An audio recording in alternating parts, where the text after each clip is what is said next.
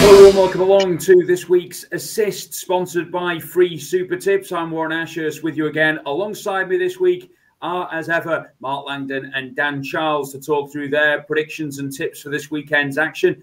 Been another busy week of Cup and European football, but the Premier League and EFL are back, and we'll start off with the standout match of the weekend, and that is the early kickoff on Saturday in the Premier League. A 12:30 start at St James's Park for Newcastle against Manchester City.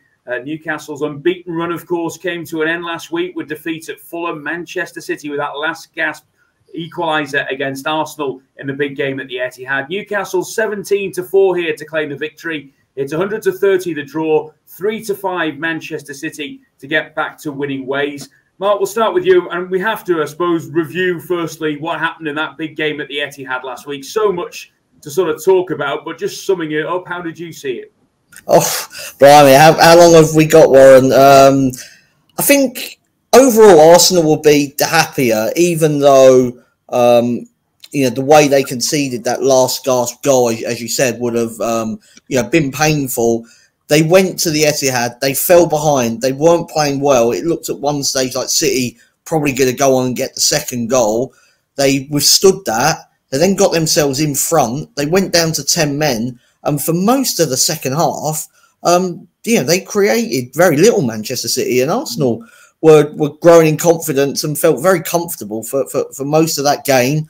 Then we had Rodri's injury as well, that depending on how serious that is, would be a massive blow for Manchester City. So I think long term, Arsenal come out of that, in a more positive frame of mind, even though it was City that got that last second goal. I just think psychologically, if Arsenal would have conceded in the 46th minute and then held on, they would have thought it was a heroic performance. Because they conceded in the last moment, it feels worse than it was. So, I think Arsenal, if you're on Arsenal for the title, I think that was a good result, and you can take a lot from it. There are a couple of trains of thought here, Dan, in terms of last Sunday's game. As Mark said there, City didn't create very much in the second half. It wasn't great from Pep Guardiola's men. The same token, Arsenal didn't create anything. They just decided to sit back and try and soak it up. What was your overall view? I think what Arsenal are showing, I mean, they did it against Tottenham the week before, is that they're a very well organised side now, very tough to break down, and they're quite comfortable when in these big games, if they can get their nose in front, to sit in a shape and make life very, very difficult for whoever they're playing against. Even a side with the quality of Manchester City. The flip side of that, as Mark mentioned, that Manchester City did start the game a lot stronger, got their nose in front. You kind of wonder. I mean, Rodri got injured, and as they were destabilised, City, Arsenal scored very, very soon after that, and the game kind of turned. But my worry for Arsenal would be that they weren't that great in the early part of the game, and when they get in front, they look at a resilient, strong team. Yeah. Sometimes at the moment they're almost they're struggling to get on the front foot and open teams up. You look at looking at the XG stats for the total XG, and they're joint 13th at the moment in the league. Now, that's probably just a short-term issue. They went down to 10 men against Brighton. They've had tough games away to Manchester City and away to Spurs. But, they've got to be a little bit...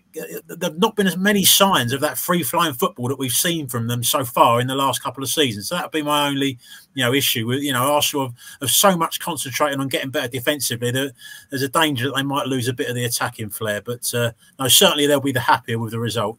You mentioned Rodri there, Mark. Just how much of a blow is it going to be to lose him for what looks like an extended period of time? Yeah, I mean, it is obviously, everyone knows the record, with Rodri. Man City just don't lose matches. And was it last season without Rodri? They only beat Luton or some crazy stat like that. But certainly the points per game dropped significantly. He is key to what they do. You saw at the Euros with Spain how important he was in that tournament. And City haven't really got a player like that in their side that can come in. Kovacic, not a bad player, but probably hasn't got that defensive mindset that Rodri's got.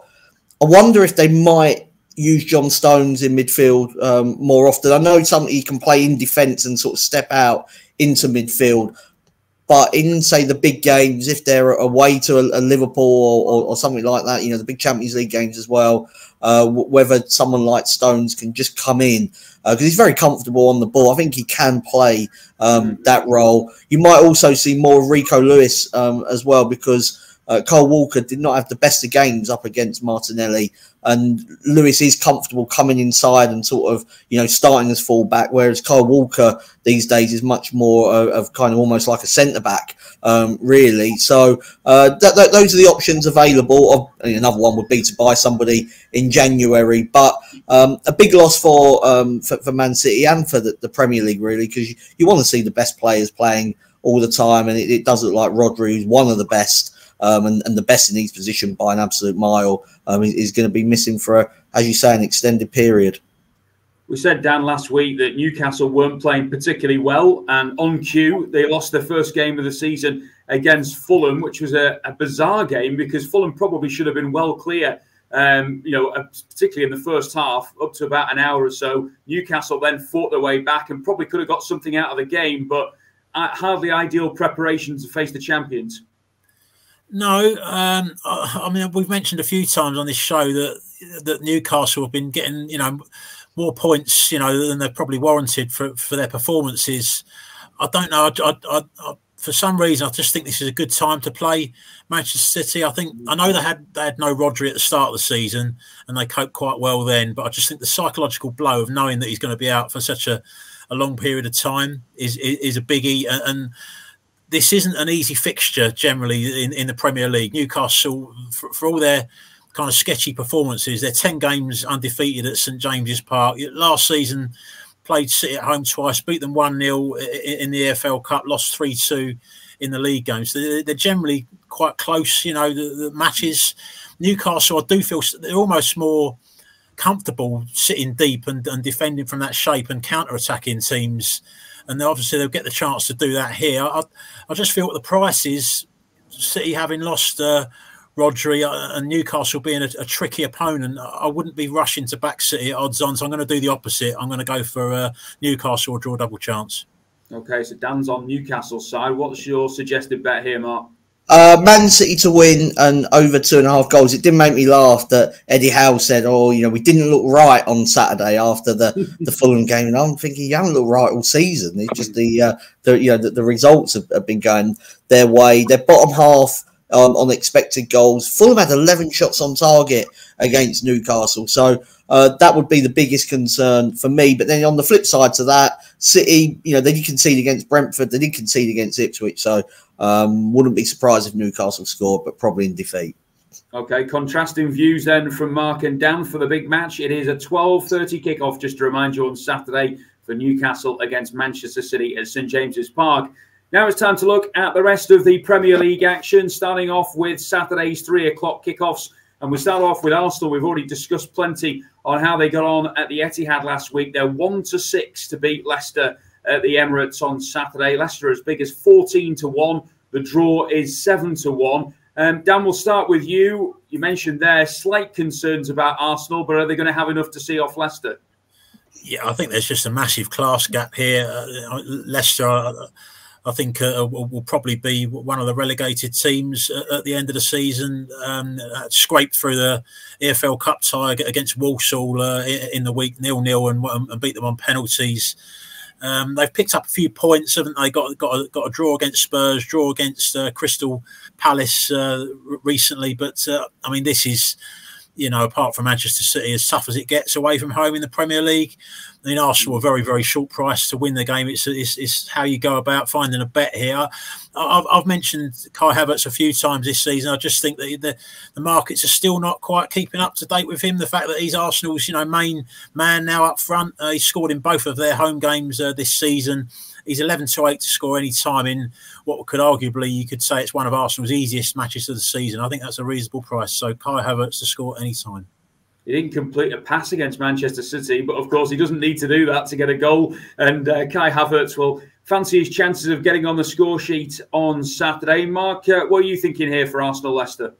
Well, first of all, I think Havertz should have got an assist for blocking Ederson for Gabriel's goal. And it will be ironic if Leicester start time wasting and then the Emirates crowd get furious with them, given Arsenal's antics in a number of their away games this season. I'm going to go for Arsenal to be leading at half-time and to win full-time on the double result. If you have a look at their sort of results last season in games against the bottom four, and I think that Leicester will be bottom four come the end of the campaign. They won all 4 of those games and they were ahead at the break in all of them. So, yeah, Arsenal to win very comfortably.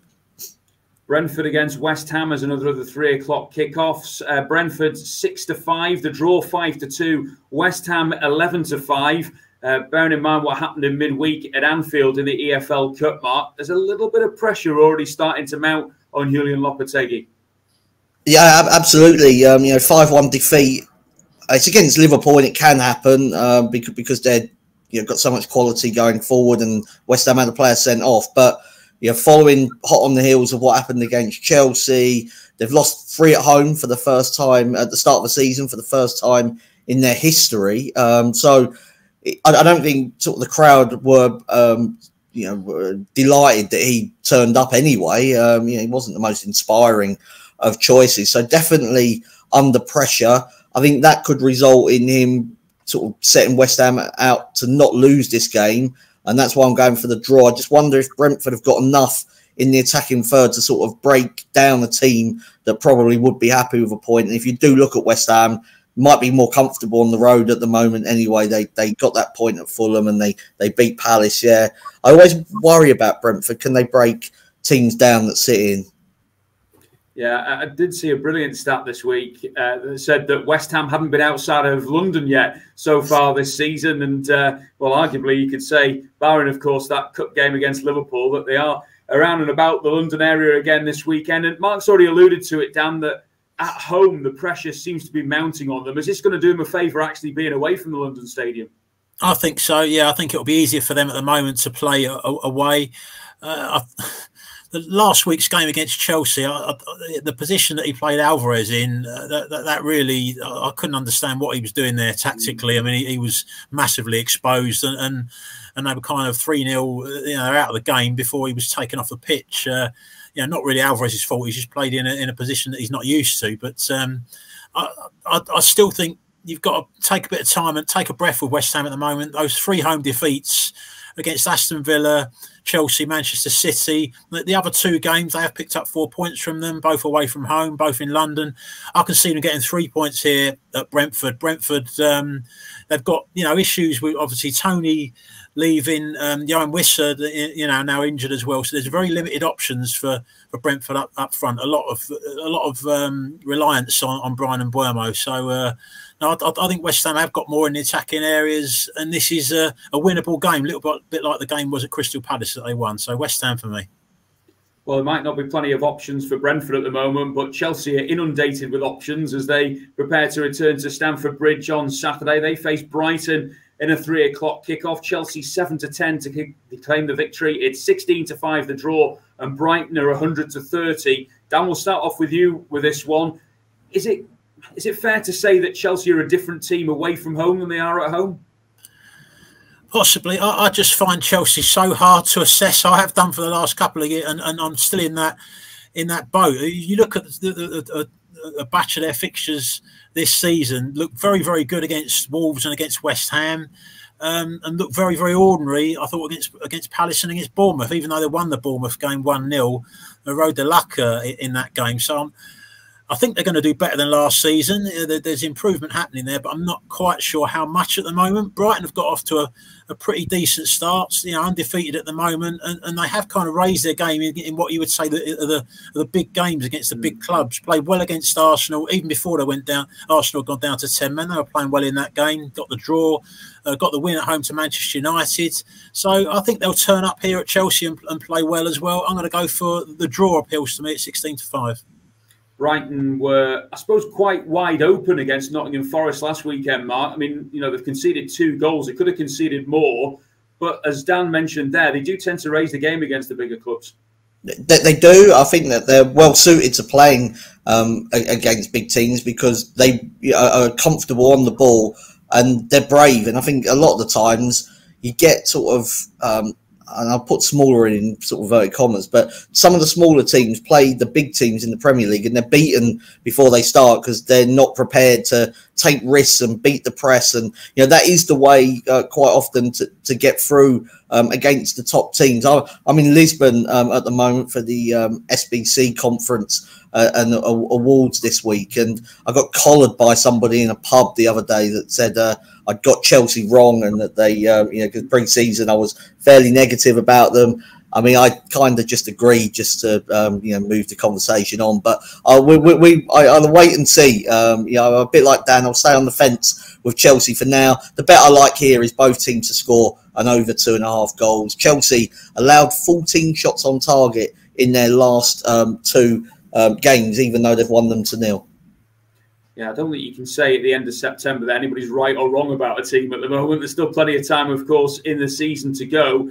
And latching on to that expression will be Everton, because they lost another lead last week against Leicester, but they at least did add a point to their tally for the season. They've got Crystal Palace at Goodison at 3 o'clock on Saturday. Everton 7-4 the win. The draw 23-10. It's 8-5 Crystal Palace. You've been a bit down on Palace so far this season, Mark. Is there anything against Manchester United that made you think otherwise, or do we still think they're on the same sort of path?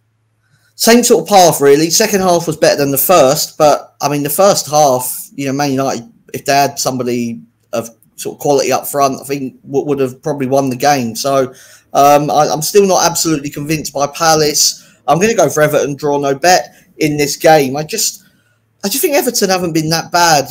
You know, since that the tonking at Tottenham, the performances have been better than the results, and that they're sort of lacking confidence, I suppose, and that is always going to be a concern. That's why I'm going draw no bet, because, you know, I wouldn't be surprised if they get in front and can throw it away again. But I think they should be favourites to win this game. I don't know. Would you agree, Dan? Yeah, I've gone for draw no bet. I'd actually be quite tempted by the win price as well. I do think they're overpriced. I mean, you could argue how much home advantage is there, you know, at the moment because of the nervousness. But the flip side of that is with this, you know, the takeover finally going ahead, it could be, you know, there could be a big boost there for the crowd, and they might be up for it, you know, more than they have been earlier in the season, less negative possibly. I think looking at the two teams, I don't really see much of a difference, you know, between them. So you're getting 7-4 about the home side. I'm going to play it safe, go for the draw no bet. But I agree with you about Palace against Manchester United. They were very fortunate, really, to get a draw out of that game, improved a little bit in the second half. But they've had a really difficult start to the season. Everton will go above them, don't forget, if they win this game. I think they will win it. Yeah, I do think the atmosphere will be better, as you say, Dan, because of that takeover. It seems now finally set to take place. The final 3 p.m. game on Saturday is at the City Ground. Nottingham Forest up against Fulham. Forest 7-5 to claim the victory. It's 2-1 Fulham and 23-10 the draw. We mentioned Forest a couple of times last week, Dan, about how they're surprising teams. Maybe we should be expecting a bit more from them. Yeah, I've liked Forest this season. I've also liked Fulham. I think that both teams are performing, you know, a little bit better. Forest quite a bit better than I expected, and Fulham are slightly better than I would have thought as well. I think it will be quite a tight game. Forest, I think, are maybe more suited to playing away from home. Nuno favours a low block, counter-attacking strategy. You look at the home results and the performances haven't been so great, have they? They've got the draw at home to Bournemouth and a draw at home to Wolves. 2 games they'd be really targeting wins from. And Fulham, since that 1-0 loss at Manchester United on the opening day, they've been unbeaten since then. You know, look very, very strong. So both teams will be looking at it. It's a tough game. I'm not so sure either will be too unhappy if it ends up in a draw, which I'm going to go for. The old school nature of me thought that it was a great tackle by Morgan Gibbs-White on Sunday. But he, of course, is going to be suspended now, Mark, as well. I just wonder whether that will make a difference.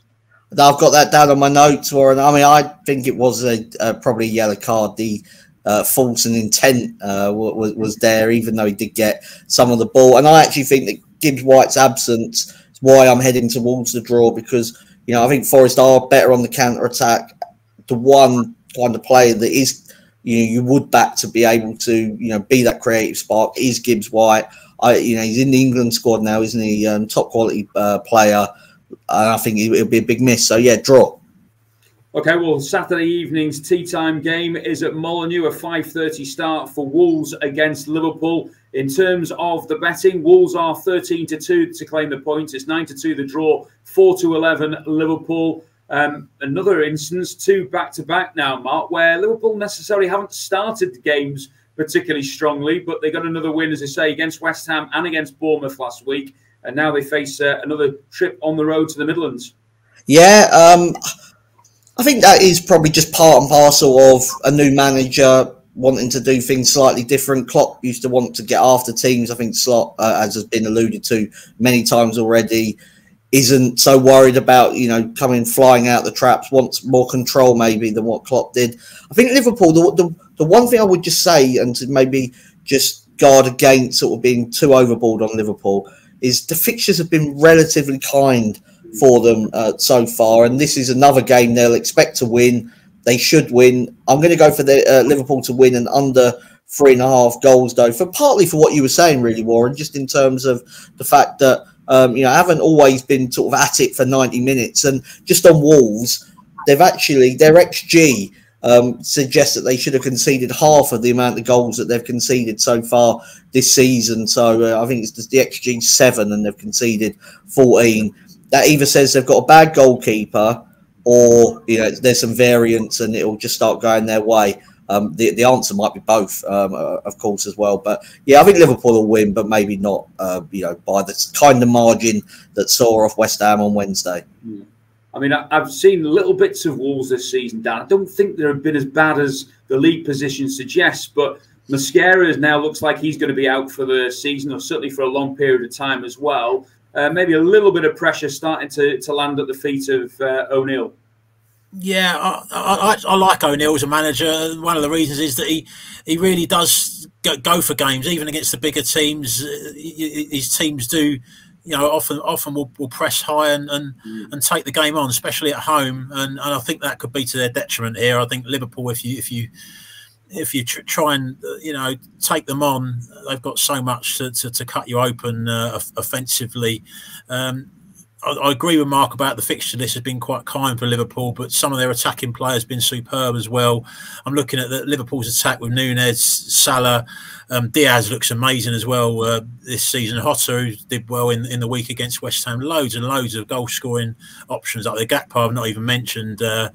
I just think they're going to have way too much here. And the angle I'm going to go with, Diaz has just impressed me so much this season. Apart from his 2 goals last weekend, I thought he looked so sharp. He's priced to score anytime, 6-4. That looks big enough for me. Good stuff. Let's turn our attentions now to Sunday's action, and we'll start off with the 2 o'clock game, and that is at Portman Road, where Ipswich face Aston Villa. It's 3-1 the home side, 9-10 Villa, and the draw 27-10. Could there be a possibility here, Dan, that Villa have one eye on that big clash with Bayern Munich in midweek? Possibly, yes. I'm just really impressed by Aston Villa. I think Duran makes, even though he's not been starting games, he's coming off the bench. To have him in reserve to come on, you've always got a game changer there waiting for you. And they're starting with such a strong attack anyway, with the likes of Ollie Watkins, Bailey. There's so much to like for me about Villa. I thought they played well against Arsenal in the game they lost. They could easily be sitting here right now on 15 points at the top of the table. So as much as I like Ipswich, and I think they're going to good chance of staying up, and I think they'll get quite a few points at home, I just think Villa a shade of odds on, even though they've got this big game coming up. That looks a big enough price for me. So Villa to win. I always wonder what the reaction will be, Mark, from Ipswich after that last gasp equaliser at Southampton. I think across the piece they possibly were a bit fortunate to get a point, but when you get a late goal like that, it can sort of rejuvenate the team a bit. Yeah. I mean, wild scenes in the away end at full time, and understandably so. But that would be a concern for me, really. Like you say, that Southampton should have won that game. I agree with Dan here. I think Villa are a perfectly acceptable price, just a shade of odds on. They've already won at West Ham, they've won at Leicester, they've won at Young Boys. I would have had them shorter myself. The 4:30 game on Sunday is at Old Trafford. Manchester United against Tottenham. United are 13-10, Spurs 15-8, and the draw 11-4. Mark, it's one of those games where you're guaranteed entertainment, I suggest, but it's a tough one to call. Yeah, you sort of, if you could bet on it, sort of, entertainment levels, you'd definitely be going over. In terms of the game, both are inconsistent. Even in matches, they'll have 15, 20 minutes where United look good. Same with Tottenham, something stupid, and all of a sudden they've conceded a goal. Don't always react very well to adversity either. So I think this will be a really entertaining game between two possibly flawed sides, really, at the moment. 2 of the last 3 meetings between these two have been 2-2. That's not the reason why I'm going for 2-2, but it just, I thought it was an interesting one. But I am going for that correct score. Purely, I can't trust either defence, and I like sort of the fact that Tottenham have got a fair bit going forward. Now Solanke's back, but never really fancy him for a clean sheet. I covered Manchester United FC 20 in the Europa League on Wednesday night, Dan. It was a bit of a sublime to the ridiculous, unbelievable goal from Eriksen to break the deadlock, and then the goal he conceded pretty much just sums up Manchester United at the moment, really, to be honest. Yeah, as Mark said, there's a mixed bag from them within games, and that seems to be the way of it at the moment. There's this, everyone's waiting for this big leap forward for them. I don't really see it happening this season. However, over the years, they have had a very good record at home to Spurs. I quite like their performance in the last Premier League game at Crystal Palace. If they'd have won that game 2 or 3-0 based on the chances, you couldn't have complained really over the balance of the game. They lacked a bit of a cutting edge there. Rashford was left out, come on a sub. Now they've got Rashford and Højlund's coming into the frame as well. Now I'm not sure it's a great time for Spurs to go there. Spurs played a lot better against Brentford last weekend, but they keep finding a way to lose these big games, don't they? The game away to Newcastle somehow found a way to lose it. Lost at home to Arsenal, even though Arsenal didn't create a great deal in that game. I just think that Spurs, there's question marks over them in these big games. That's why I'm going to go for Manchester United to win this one at home.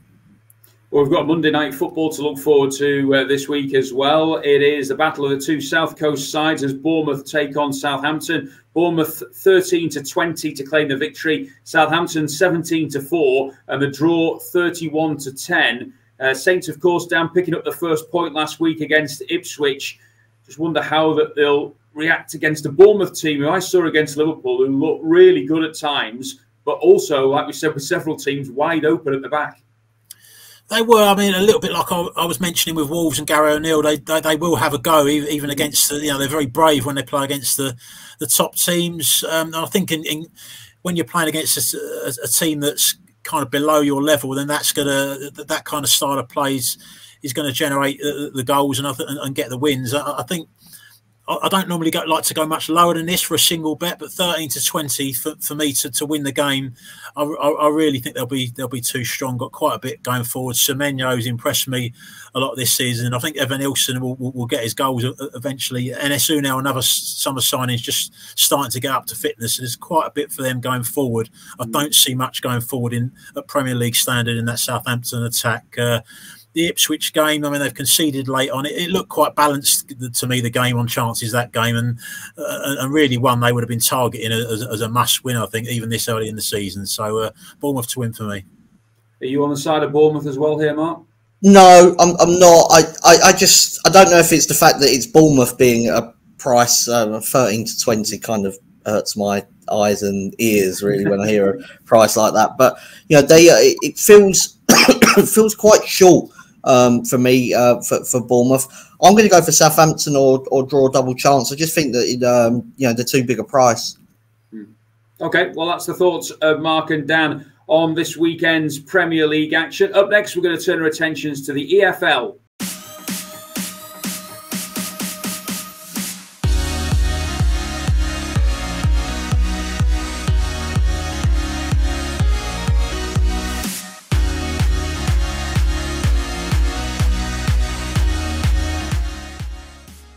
So we'll turn our attentions, as we said, to the EFL now, and our match in focus this week is in the Championship. It's one of the games that kick off at 3 o'clock on Saturday at the Riverside Stadium. It's Middlesbrough against Stoke. A couple of things hit me here, Dan, is that both teams have been a bit in and out so far this season, and I was also, I have to say, surprised by the timing of Stephen Schumacher's departure from Stoke. What have you made of both the teams so far? With Stoke, it's a bit sort of rinse and repeat, isn't it? You've got Alex Neil. He went he came in after 5 games into the season to replace Michael O'Neill when he'd been in charge. Schumacher's, has already gone this year. It just seems when you're making a decision at this stage of the season, you've given a manager a whole pre-season, brought a lot of new players in, and then you hit the panic button this early. It's an ongoing thing with Stoke, and they've not even finished. It's clearly not working because they've not finished in the top half of the Championship since they were relegated in 2017-18. So, the decision making, whether Narcis Palak is the right man. I mean, he's been assistant so far at Huddersfield and at Norwich. Who knows whether he'll be a success. As a manager, maybe he will be, but he got off to a bad start. The 3-1 defeat at home to Hull. Hull had gone into that game under a lot of pressure as well, below Stoke in the table. Stoke took the lead. I watched the game, and Hull just started to take over the game, and in the end, they ran out, very deserving 3-1 winners. So Stoke have got a lot there to fix for me at the moment. In contrast, Dan, as well, Middlesbrough will stick with their managers, and obviously Michael Carrick now has been there for some time, and they're probably going to, well, you'd think, reap the benefits of that. They will. They got off to an awful start, didn't they, last season, Middlesbrough, well into the season before they got the first win. Came back quite strong, just missed out on the playoffs, got to the EFL Cup semi-finals. So they've got faith in him. And the metrics, fans often get fed up when you talk about, metrics when a team's not winning enough games. But with Middlesbrough, they are very high. They had the most shots in the Championship at the moment. They've just been, a little bit of luck or maybe clinical finishing has not been there for them. But I do think that Middlesbrough are going to improve and be up there at some stage in the season. And as I mentioned, the problems that Stoke have got at the moment, I just think that Middlesbrough will be quite a bit too strong. And if they could score early, Stoke's defence doesn't look too great. I think they could run up a few goals. So Middlesbrough quite short to win the game on its own, but bump the price up with Middlesbrough and over 2.5 goals. That's 7-5 and looks a decent value bet to me. Okay, well, let's turn our attentions to Dan's EFL selections away from the big game at the Riverside. Dan will normally give us his 3 best EFL bets for the weekend. And where are we looking here, Dan? Going to start off with Burnley away to Oxford. I've gone with Burnley at the start of the season to win the Championship. I did mention that at the end of the window, a lot of players came in late and it would take them a while to kind of gel together and get going. I don't think they're anywhere near the finished article yet, but there are positive signs already. To go and get that win at Wolves, the 1-0 was, they're under the cosh periods, but it was a decent performance, fantastic result for them. And then they've backed that up with a 2-1 win at home to Portsmouth, conceded, got on the front foot, dominated the vast majority of the game and got a late winner in the end to get the points. So they're third in the league at the moment, Burnley. I think they'll be very happy with that at the moment. Oxford have been doing very well at home, but a key player injured at the moment, Cameron Brannigan, who's their kind of midfield general, he's out. He missed the game against Bristol City last week. They were beaten 2-1 and had 19 shots on their goal. So although Oxford have done well at home, I worry for them here, Burnley, to get the win away from home. I'll follow on from that in a couple of League 2 bets, starting with Gillingham at home to Barrow at 6-4. Gillingham, I opposed them last week, but they got a great 1-0 win at Notts County.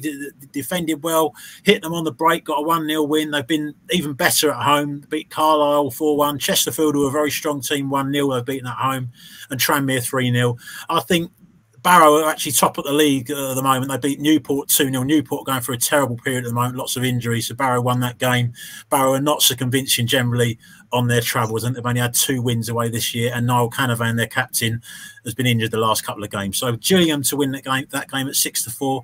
Finishing off, I would go with Colchester or draw double chance away to Walsall. Walsall had a decent start to the season, but had that cup tie, didn't they, against Leicester in the week, the 0-0. You just wonder how much that physically and emotionally that may have taken out of Walsall. And I don't think they'd have to be far off their levels for Colchester to pick up a result. They are improving under Danny Cowley, 5 games undefeated. They're a much stronger team than the side that just avoided relegation last season. So Colchester, a shade of odds on Colchester or draw double chance is the bet there. Okay, well, just to remind you, Dan's EFL treble for this week then is Burnley, Gillingham and Colchester double chance. Okay, so time to look at Mark Langdon's bet builder for this week. Which game are we looking at first before we get the 3 legs, Mark? I'm going to go for Chelsea against Brighton, Warren. I think when you're having a bet builder, one of the kind of what you're looking for really is things to happen during the game. And Brighton's trip to Stamford Bridge, I think, should be entertaining, full of goals, cards, and entertainment. So both teams to score. Chelsea have been very sort of solid, if you like, and I put that maybe in the inverted commas that we spoke about earlier, because it looks like they've got a couple of clean sheets, but they've conceded 14 shots on target in those 2 matches. So I'm still not absolutely convinced by them defensively, but full of attacking verve and a lot of options in that forward area. So both teams to score at the Bridge. Nicholas Jackson, over 2.5 shots. He's a player that we've sort of been flagging up on the last few weeks, really, of this show as somebody to watch out for in the shots market. He's had 11 in his last 3 games. So I think he's definitely, somebody that seems to be thriving under Maresca. So I'm going for him to have over 2.5 shots. And then finally, Wesley Fofana to be carded. Fofana played at right back against West Ham. He was carded in that game as well. Augusto and Reece James have been out injured. If he's a right back again up against Mitoma, that could be a difficult sort of afternoon really for somebody playing in a makeshift position. So yeah, both teams to score. Nicholas Jackson over 2.5 shots and Wesley Fofana to be carded. Well, Nicholas Jackson certainly in good form at the moment and heading in the right direction, you would think, in his Chelsea career. Okay, so we're going to turn our attentions to the prop shop now. And Mark, you've got one selection for us this week. Yeah, only the one, Warren. One bet stood out to me, and that was Brennan Johnson, just a shade of odds on to have over 1.5 shots against Manchester United. Johnson coming for a lot of flack for his performances for Spurs this season and even at the back end of the last campaign. Confidence should be high, though. Got the winner against Coventry, scored a good goal against Brentford, and he's actually had 12 shots in his last 3 games. So he is somebody that's getting into the position. And if you would have backed Brennan Johnson over 1.5 shots, it would have won in 6 of his last 7 appearances. So obviously Man United away is one of the more sort of difficult games, not as easy as Brentford at home, but United are not exactly watertight at the back, are they? No, that was a decent suggestion, I would feel, for Brennan Johnson, who's in good nick at the moment. So there's Mark's Bet Builder and Prop Shop. We're going to turn our attentions now to the Assist Treble, which landed last week at around about 4-1, courtesy of Aston Villa, Luton and Sheffield United. Dan, we'll start with you first. Who's your selection for the treble? Yeah, going to go with that Burnley to win away to Oxford selection. I mean, Burnley beat Leeds, on their last away trip. I just think it'll be more straightforward for them against Oxford, newly promoted Oxford, who are without their key midfielder Cameron Brannigan. And Mark, who's your selection? It's not a who, it's a both teams to score in Chelsea against Brighton. Chelsea, they've got Sancho, they've got Jackson, they've got Madueke, and then if those don't work, you can bring on the other wingers, Cole Palmer supplying the ammunition as well. But Brighton themselves don't take a backward step. They scored at Arsenal, they got 3 at Everton, got a couple against Forest, didn't they? So, yeah, both teams to score at Stamford Bridge. Okay, well, I'm going to drop into League 2 because I fancy Port Vale to beat Swindon on Saturday, around about 9-10 currently in the betting. Vale are unbeaten in the last 3 games and look to be trying to rediscover the form that they showed at Spells last season. 2 wins and a draw in those last 3. Swindon lost at home to Carlisle last week to keep them rooted towards the bottom end of the table. Have not won in the last 5 on the road as well. And a trip to Port Vale is hardly an ideal scenario for Swindon as they look to try and pull away from the bottom end of the table. So just to reiterate, the assist treble for this week is Port Vale, Burnley, and both teams to score in Chelsea versus Brighton. And we'll wrap up this week's show with the naps from both Mark and Dan. Mark, we'll start with you. Yeah, I'm going to go for Southampton or draw, double chance at Bournemouth on Monday. If you have a look at Bournemouth's home record against the sort of poor teams last season, it wasn't very good. They lost, to Wolves. They lost against Brentford. They drew with Forest. They were 3-0 down against Luton and come back to win that game. They sort of got a late-ish goal against Burnley. So they're not exactly prolific when it comes to putting away kind of the Premier League stragglers. And I admit that Southampton will be, down there this season. That's for sure. I also just wonder about Bournemouth's goals without Solanke. It's a hell of a hard job to replace what he gave them up front. You know, they got 65 million for him, which shows how important he was, I think, for them last season. And I'm just struggling to trust them, you know, around about sort of 2s on-ish. So, yeah, Southampton or draw, double chance. Okay, and that's Mark's nap of the week. What about yours, Dan? League 2 bet, the third place Gillingham to win at home to leaders Barrow. Gillingham done great against a couple of the promotion favourites. 1-0 wins away to Notts County and at home to Chesterfield. I think this is another big game that they can win. Barrow, didn't mention earlier, they obviously went to Chelsea in the EFL Cup as well on Tuesday, lost that game 5-0, so that may have taken a bit out of them as well. So Gillingham to win this one. Well, my thanks to both Mark and Dan for their input on this week's Assist. Don't forget, of course, to like, subscribe and comment. We love to see your comments on the show and any betting suggestions that you have. And if you like golf, of course, don't forget that the Sweet Spot is every Tuesday on the Racing Post YouTube channel with Steve Palmer. And we'll be back on Monday with a special look ahead to the second round of matches in the Champions League. And then, of course, next Thursday again for the Assist, looking at the Premier League and EFL action. Until then, enjoy all the football coming your way, and please remember to gamble responsibly.